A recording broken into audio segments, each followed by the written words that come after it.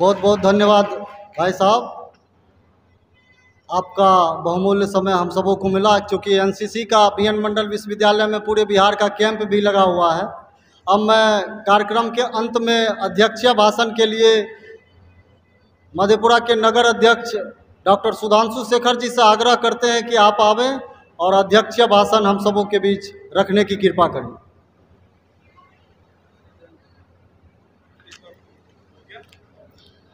सर्वेभ्यो नमो नमः।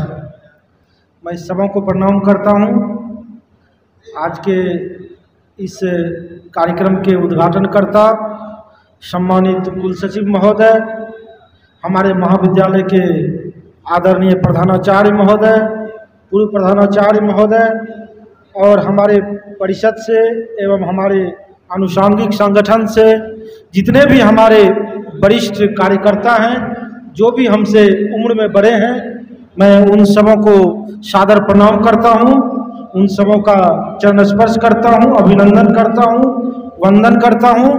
और जो भी हमसे उम्र में छोटे हैं, मैं उन सबों को बहुत बहुत शुभकामनाएं देता हूं और अपने हृदय से लगाकर, अपने बाहों में भरकर उन सबों को अपना प्यार देता हूं, अपना स्नेह उन सबों तक पहुंचाता हूं। और आज का जो यह कार्यक्रम है, यह हम लोगों के लिए सौभाग्य की बात है कि हमारा यह संगठन आज 76वां वर्ष मना रहा है। और जिस तरह से किसी भी व्यक्ति का जीवन होता है, उसमें बहुत सारे लोगों का योगदान होता है। व्यक्ति जन्म लेता है, उसके पूर्व ही उनके माता पिता का मिलन होता है, माँ गर्भ धारण करती हैं और 9 महीने और उससे भी कुछ अधिक दिनों तक उन्हें अपने खून से, अपने शरीर के मांस मज्जा से उसे सींचती है और उसे एक आकार देती है। और फिर उस बच्चे का जन्म होता है, पूरा परिवार मिलजुल कर उसका लालन पालन करता है।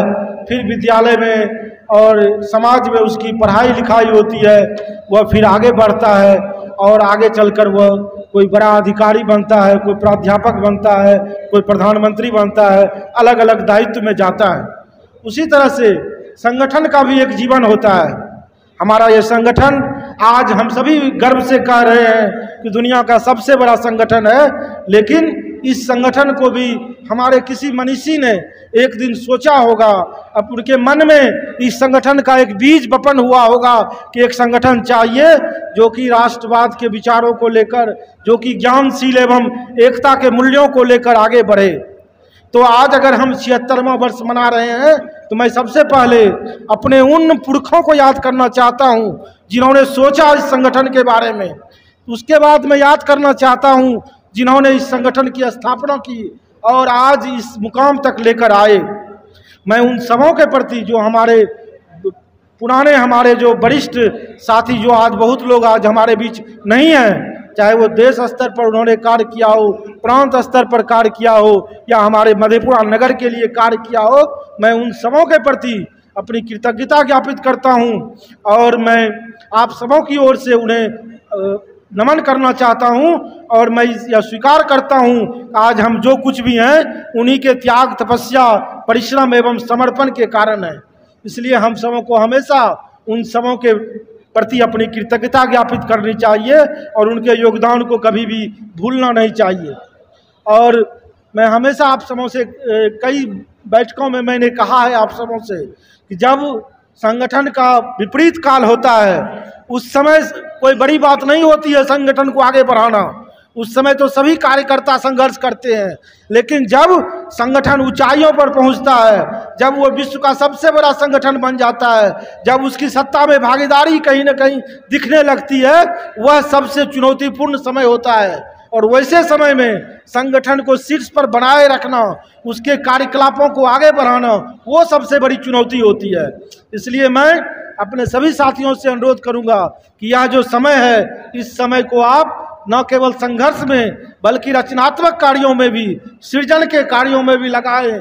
हमारा कई प्रकल्प चल रहा है, उन तमाम गतिविधियों में आप सभी अपनी सक्रिय भागीदारी निभाएं और ज्ञानशील एवं एकता के मंत्र को अपने जीवन में अपनाने का प्रयास करें। और हमारा तो एक ही ध्येय है कि व्यक्ति से बड़ा संगठन और संगठन से बड़ा राष्ट्र।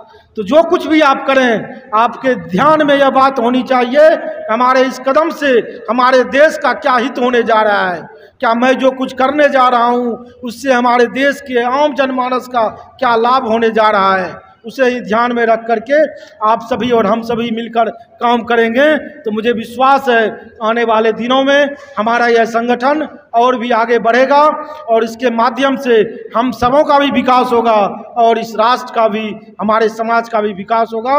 इन्हीं शब्दों के साथ मैं पुनः आप सबों के प्रति आभार व्यक्त करता हूं और इस संगठन को सींचने में जिन्होंने भी योगदान दिया है मैं उन सबों के प्रति अपनी कृतज्ञता ज्ञापित करता हूं और आप सबों से एक बार अनुरोध करूंगा, एक बार जोर से आप लोग नारा लगाएंगे, भारत माता की, भारत माता की, वंदे वंदे। विद्यार्थी परिषद जिंदाबाद, विद्यार्थी परिषद जिंदाबाद।